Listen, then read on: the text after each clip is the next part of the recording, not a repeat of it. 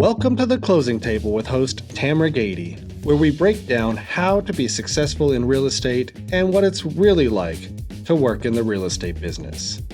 This is The Closing Table with Lawyer's Title.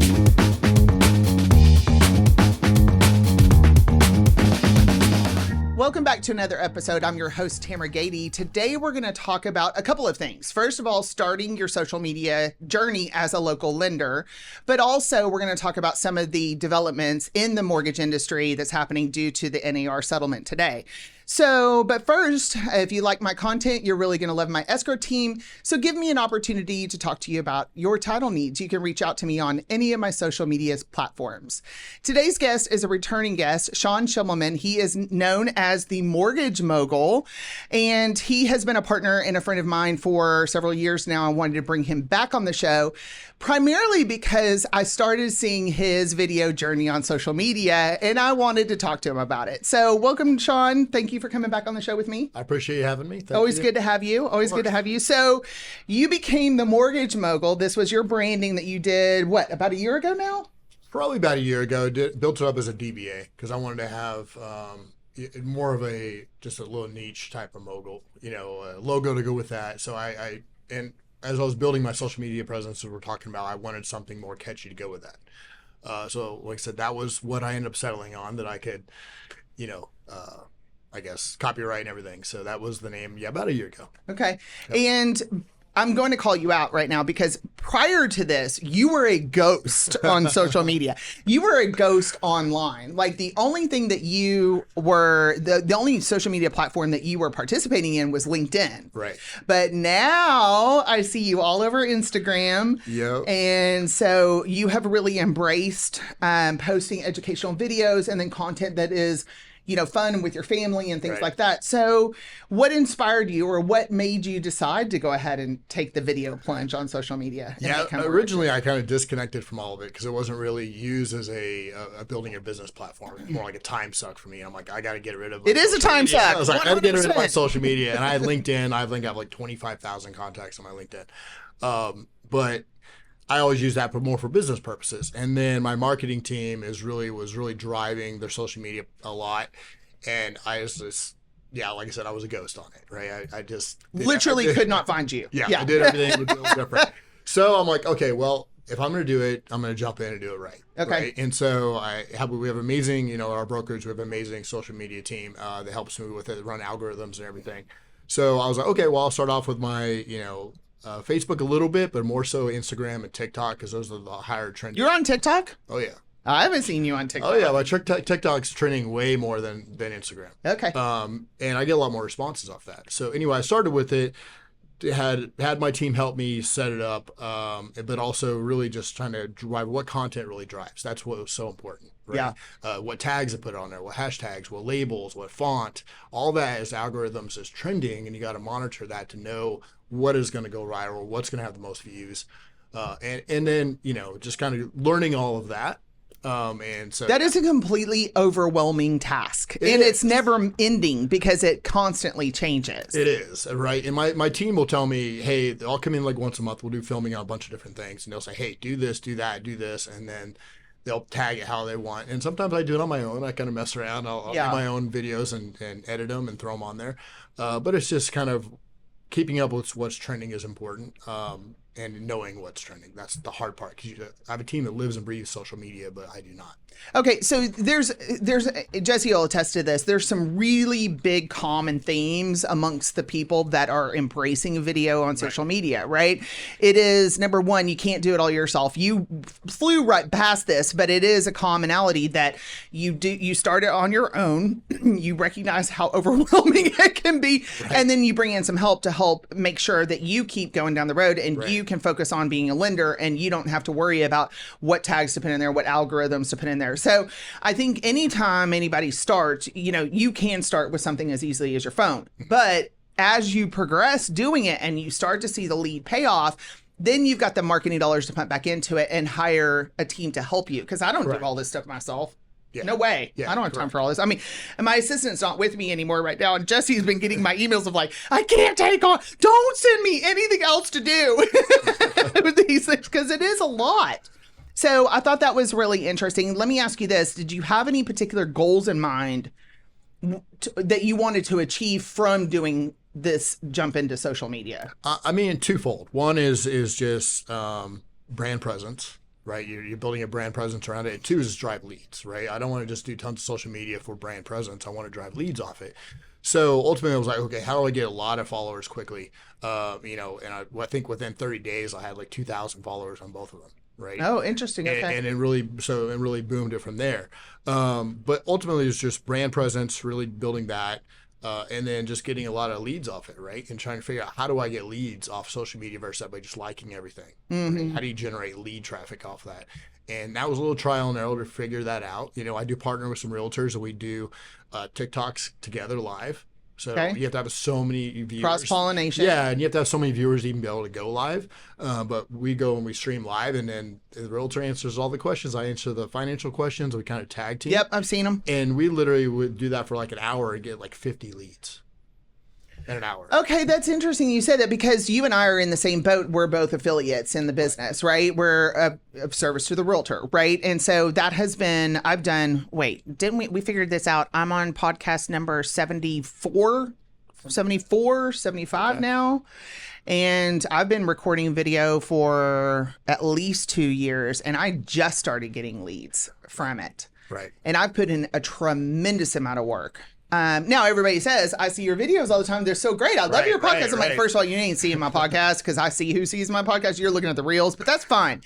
And so I find it really interesting that somehow you were able to shortcut that. So are you going to tell me your secret? Yeah. So, I mean, really streaming live and doing Q&A and doing a topic, that's how you get leads. Education, right? challenge 100%, solution. Right. You just do your posts. But live, is that the key? Live is the key. Dang it, I don't do anything. Live is 100% the key. So everything else is like brand presence. People like it. They follow you. They build that brand presence. But they're not like messaging you like, oh, I want to buy a house. I want to do this, do that. They don't. When you're streaming live, like just an example, we did it with Edgar, one of my realtors, and we did it last month. And we had 4 people from California on there. They're relocating. They were like, hey, how much can I afford here? Where should I live in Dallas? How do I get pre-approved? I have questions about this type of loan.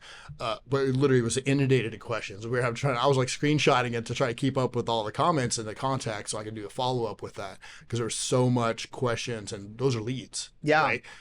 Any engagement where they're asking you questions, and then like straight up people say, "Hey, I'm gonna DM you. I want to set an appointment to go." Okay, and that's where you and I are different a little bit, because you do talk to consumers, right? My business is not driven by consumers; it's only driven by realtors. So my niche is even smaller, So that's a little bit of difference. But I like what you said. I think golden nugget.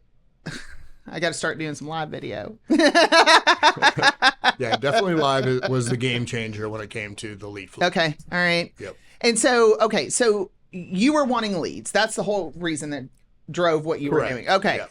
So, but building a presence on social media requires a lot of consistency and a lot of engagement. You've touched on the engagement. Right.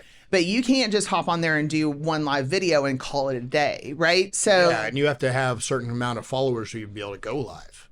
Right? How did you got to build that a second up. Because you said you gained 2,000 followers in 30 days. How did you do that? Correct. So ultimately, like what I did is I went, say on TikTok, for example, I went on there and filtered by every realtor in DFW and followed them, right? Because then when I followed them, 25% of them turned around and followed me back. Got it. And so that was like, I would literally every day let you do like 30 at a time. I would like 30, 30, 30. And I'd go through it every single day, 4 times a day consistently. So I was like following like 10,000 people in 30 days, because then they turn around and followed me. That's on TikTok. Correct. And so that's how I did that. There's other different ways to do it, but I literally followed them and then they turn around and they followed me, a certain percentage of them. But you got to have the content on there to back that up. And the content is a whole nother tool to see what's going to trigger them to like watch your videos, right? Like you, want to follow you, and I do it like we do a blend of business videos, talks about educating them on finance, mortgages, but also do a lot of funny things with my boys, or where I find the most likes, the most following I get is where I blend them together. So I do my personal life blended with a little bit of business. Sure. No, and you've got to have diversity in your content for sure. So I'm rolling out a podcast right now that I just did with a realtor at the agency. His name is Cameron. He has a really strong social media presence too. And it's so funny because within 45 minutes of that reel yesterday going live, I had over 100 views. And by that afternoon, I had 775 views. Conversely, and this was just on a reel I posted. I didn't even look at Instagram, what Instagram did, but this was on Facebook, and my stuff is set where only my friends, see that stuff. So that was really interesting to me, and to watch how one reel will perform versus another reel. It's really interesting to me, and I haven't figured out what the secret sauce is. Like, why does this one attract so much attention and this one doesn't? Right. I think that there is probably the need to track that. And do you track that? We do. We track every little click to how long they watched it, to the abandonment rates, and all that. And what we found for example like TikTok. So I'm just really into TikTok because it's the fastest growing social media out there. And so it's all about what you label it, how you label it, even the font. All your hashtags you put on it. I literally go and put 20 hashtags in every post, right? That are all the different ones, the top 10 that drive the most views and all those. And then also the content is huge, but what gets them to open it is that first page, what your label is, the font, the look, what it says. Is there a buzzword on there? I went to the PBR last week with my son, and I took a quick little video of Kid Rock coming out with a Tesla Cybertruck. No, I know, I saw it. And it literally got 5,000 views, within 2 days. And it was just because of what ended up being the trigger on that was the Cybertruck. Okay. But again, those are different things. So you just got to look for those buzzwords, that what's trending, and what's trending on TikTok was Cybertrucks lately because they all got released the last 2 weeks. I know, they're terrible. See them everywhere. I know, they're terrible. I finally saw one when I left for Austin on last week on Wednesday night. I finally saw one coming out of Plano, and I was like, I don't get it. But again, it's what's trending, right? Yeah, you're right. Everybody wants to see the Cybertruck, right? And then make fun of it. So I'm sure you got a ton of comments about, what that looked like. So, okay. So consistency, do you have a schedule, or do you do what some of my other guests do where you record a whole bunch of stuff at once and then your team disperses it out? I do both. So I do a recording once a month with my team. We'll come in, we'll do all the content for that month. And then they release it on a drip. And then I do my mortgage minute with different offices once a week, and I'll post that and send it out. And then I just do constantly, probably every other day, whenever I'm just doing something fun with my boys or just doing something, and I tie a little bit of business into it, like a catch, and I post those just constantly. So how many posts do you think you're doing a week? I mean, realistically, probably between the pre-recorded and that, probably 3 to 4. Yeah, I hear 3 to 5 is the answer. I don't inundate it. Some people do, one of my realtors does 4 a day. Yeah, I think I know who you're talking about. And it's just wow, that's a lot. But it works. But it works. Yeah. It's highly entertaining. But it's all about maybe with that type of strategy, it's not how many views you're getting, but it's constant. Yeah. Right. So people are looking at them. And I think that's what the key is consistency, right? And so I always have heard 3 to 5 posts a week is what you need to be doing to create that following and that recognition on social media. Right. So is there anything in your journey so far? It's been a very short one, but it's been apparently very power packed. If you've acquired all of that in that short amount of time that you're doing, have you learned anything that you want to share with the audience that's kind of shaped your approach or has, reshaped your approach as you've done it longer? A lot of it is just don't overthink what you're posting. Get to the basics of what I want to label it, my hashtags, that, and the content, what content kind of drives, but don't overthink it, because you could throw something out there that's just quick and easy and you don't think much of it, and all of a sudden it just gets 3 times the views. Okay. So it's just about just posting. Just do it. Post anything and everything, and ultimately just do it. Just try it, because you don't know, something will take off that you had no idea it would take off. Okay. Interesting. I'm going to shift gears on you now, because I want to talk about interest rates and what's been going on with the mortgage industry right now. So talk to me about, let's see, what is today? It's May 30th. You have to Yes. put a timestamp on this because I'm going to ask you, okay, generally speaking, obviously, this is a generalization, okay? Right. But kind of where are we with rates and things like that right now? And what are you seeing? And Sure. Generally today, a 30-year conventional average is about 7.25. Okay. 6.875 for a 15-year conventional. That's kind of industry average across the country today. It has fluctuated. Last week it was down to like 6.99, 6.875, and that kind of knee-jerk reaction back up. Because previous to that, it was like 7.875. That it spiked I'm about aware. A month ago, it really went up. But when it really went up, I told everybody, don't panic. Within 30 days, it's going to probably come back down, and there'll be a little reaction back, bounce back, which is exactly what happened. yeah, And it's going to continue to do that this year, right? It's going to continue to be low. go up a little bit, drop a little bit, go up a little What bit, it'll do drop is a little bit. something will come out, a report will come out, and it'll dive to like 6.5 or 6.75, and then everybody kind of settles in, rethinks, and it comes back up and balances in the middle, and it's going to continue to fluctuate that throughout the year. A lot of experts say Q4, Q3, we're going to have some more lower spikes down After maybe- the election? yeah, maybe down to like low sixes, but it's going to knee-jerk reaction. It's going to go up and down from low sixes to high sixes, maybe in the sevens, even in Q2 and Q3 and 4. Well, and if I've learned anything since Q3 of last year is that we don't really know. Yeah, it's like predicting the stock You market, can right? say what you think it is, but that's not what's happening. Correct. And we're in a different season since COVID. Things fluctuate a little bit differently. Like I said, Yeah. I've been lending for 20 years, so I've watched this market fluctuate for 20 years. So you can see the trends and you know what's going to happen. But things react a little bit differently after COVID. Some of the reports react differently. Wall Street acts differently. The bond acts differently.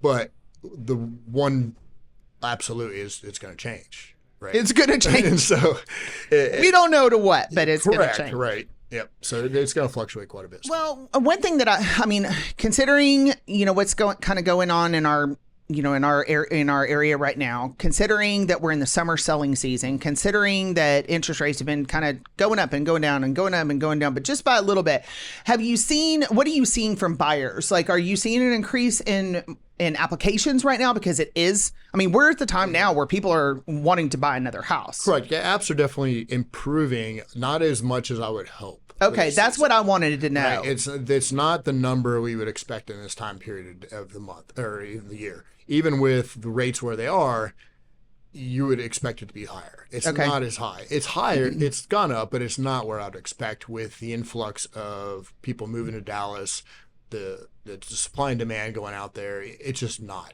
A lot of that is because, between the new home builds to people not wanting to sell their current home because they're stuck on these 2 and 3% interest rates, that's greatly going to affect our market for quite a time to come. Yeah. Because that's a wrinkle in time that's going to ripple affect Oh, I'm not people selling refinancing. houses, selling Yeah. houses or refinancing. that definitely threw a wrench in the game, Yeah. right? Which there's so many people that, unless you're under a rock, you refinanced, right? And so they don't want to get out of that house. So what the smart people are still doing is keeping that low interest rate, renting the house out, and buying another one Yeah. because you're not losing an interest rate, You're Right. not selling it. So rent it out. You're going to cash flow better because you're on a low interest rate. That's right. And then buy a new house because everybody's like, when should I buy? I was like, now. Now. Like, it's the Yeah. way that it's appreciating in Dallas. It's going up constantly. It's going to go up greatly this year with all the big stuff coming into North Texas with people moving here. It's just buy it and just refinance that rate with the opportune time. Well, I'm in a trap that a lot of people are in as well. Is my rentals, except for one that is bleeding me dry currently. They're all my house. All my rentals are trapped in that 2.5 to 3% interest rate. Right. And so you've got all of this equity and cash trapped in these houses, right?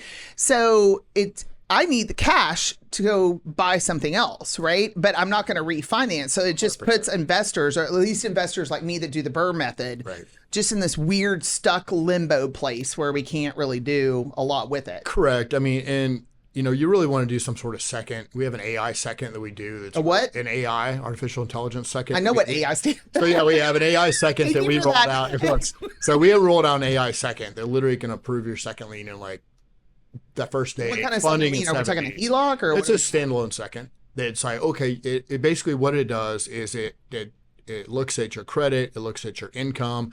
Without you uploading everything, it gives you a decision within 30 seconds. It looks at your value of your home, how much equity, and it's like, okay, I'll give you $100,000. Interest rate maybe 10.5% because it's not going through underwriting. It's not going through getting an appraisal on your house, doing all that stuff. It's a quick cash second if you need to go buy an investment property now. Okay, that's interesting. Right. But then you're not touching your first, which you don't want to. Right. But yeah, that second lien's always going to have a higher interest rate, but it's something you can do very quickly. Or if you're like, ooh, I want to maximize the equity, I want to get appraisal on it and go through that route, you can do the standard. But we just have different options. Well, and that's one thing about the mortgage industry. You're always going to come up with products to fit whatever the need is in the current market, right? You know, while we kind of touched on that, I want to hit on the adjustments to the VA loans. Because of the NAR settlement, the DOJ is having you guys look at how VA loans are structured. This is a part of the NAR settlement that's really frustrating to me. Adjusting the VA loan so that a buyer can pay buyer's agent commission. To me, and this may be an unpopular opinion, but I'm going to say it anyway. Our vets deserve all the concessions they can get.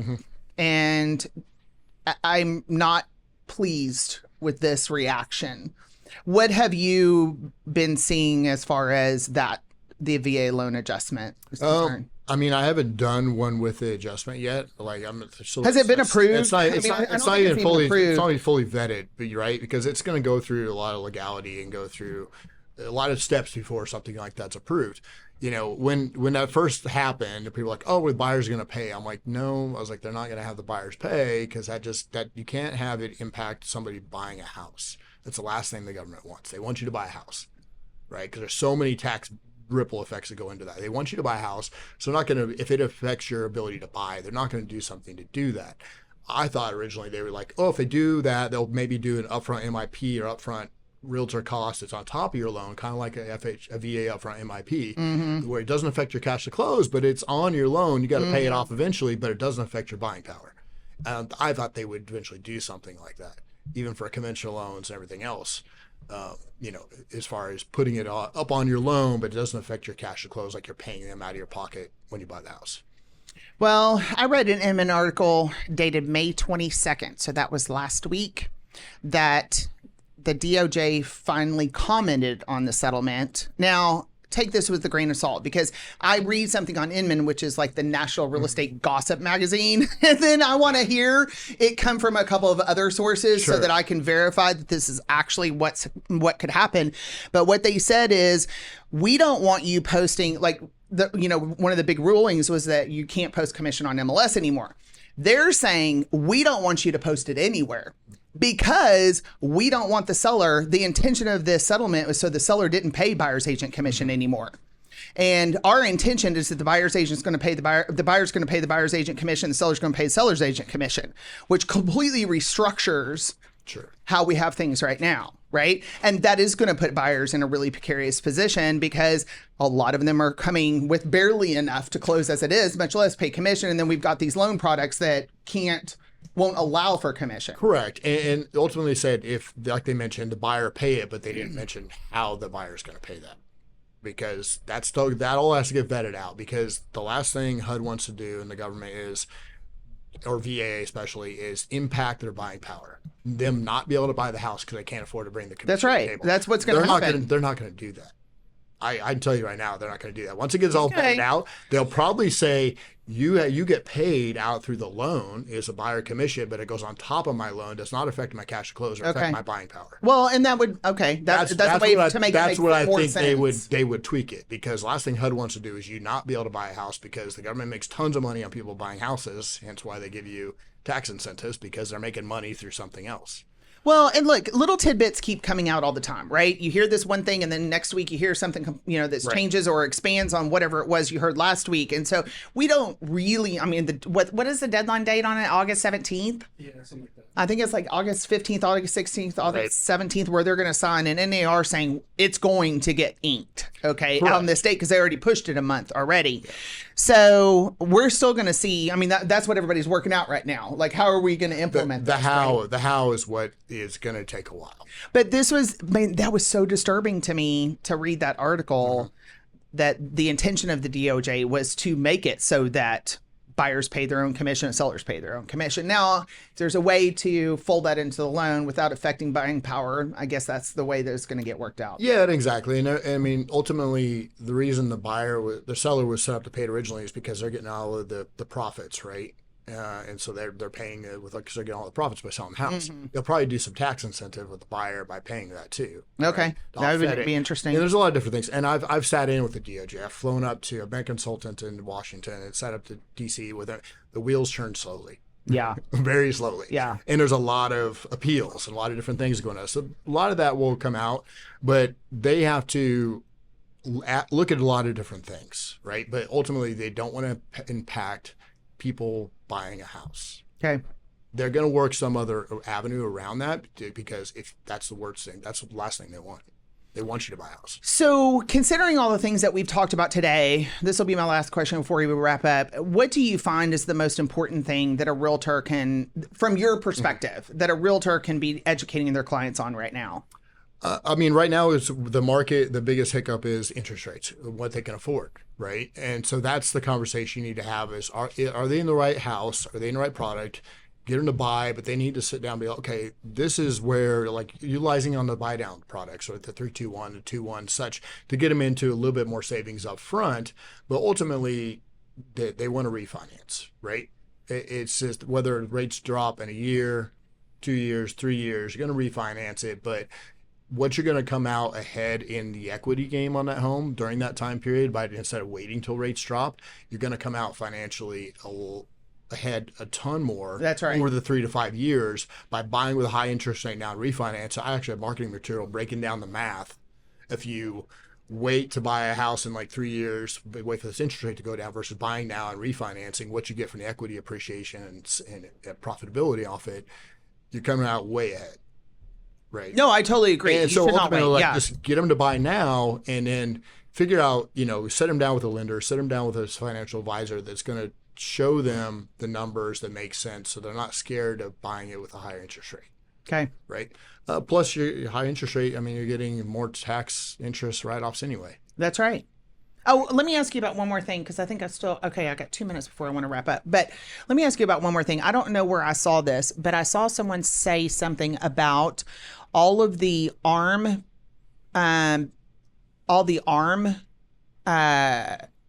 loans in 2019 are coming due. They're going to balloon now. So we could see, I'm trying to formulate the question. I didn't have it on my paper, so hang on with me. How Okay. the ARM's going to impact us? Yes. How are the ARMs going to, is that a thing? I don't remember. Yes I know and no. ARMs came back, and I don't remember exactly when. Usually I do, but 2019 is what they said. Yeah, that was kind of when last time people were writing ARMs was pre-COVID. Because when COVID came out, nobody was writing ARMs. And nobody's really writing ARMs now because the investors don't really want them. So those do impact us, but it depends on the type of ARM, what the index rate was, what the ceiling cap is, how much that's even going to fluctuate the first time it adjusts, and so on. But they will definitely go up, but if they did in 2019, the interest rates on the ARMs probably in low fives. Okay. So it's not like it was at like a 2 or something like that. It's probably low fives in 2019. So then, yeah, you probably have a one-time index cap of 1%. Depends on the type of ARM. There's so many different ones out there. But yes, it will jump. But again, it'll probably do that first index jump this year, and then rates will probably bounce back down, and it'll probably flatten back out after that. So we don't think it's a thing. I don't think it's going to be that big of impact, and people weren't really doing a whole lot of ARMs in 2019, Okay. right? I just gather up it the was- gossip, Sean, and then I get verification. Off the top of my head, the percentage was probably 5% of the market was an ARM market in 2019. Well, It's the not Chicken Little, the huge. sky is falling Right, stuff all it's the not a time, huge- when know. you pull the numbers, it's probably not a huge impact. Okay. But I look at that as opportunity because I can, refinance those loans. Well, let's see who comment. I'll go find out wherever that was and see if there's some comments. I'll send them over to I you. just think the volume of it is probably not that big a footprint. Those I'm on a member of like 5,000 real estate Facebook pages where just inappropriate and misinformation gets posted constantly. So anyway, I think I saw that one this morning and I was like, well, that's a good one to ask Sean about. Yeah, So there's definitely going to be oh, some you did? Was people- it on the Facebook group? Yeah. There's definitely going to be some people that were impacted by that. But I think that footprint is so small. Well, we're talking, everybody's like, again, it's the Chicken Little mentality. Today it was arms. Yesterday were short sales and foreclosures, and, who knows. So anyway, everybody just keep doing what you're doing. Sean, thank you so much for joining me again. Always good to see you. And that's a wrap on another episode. Again, I'm your host, Tamara Gady. If you like my content, you're really going to love my escrow team. So give me an opportunity to talk to you about your title needs, and you make it a great day.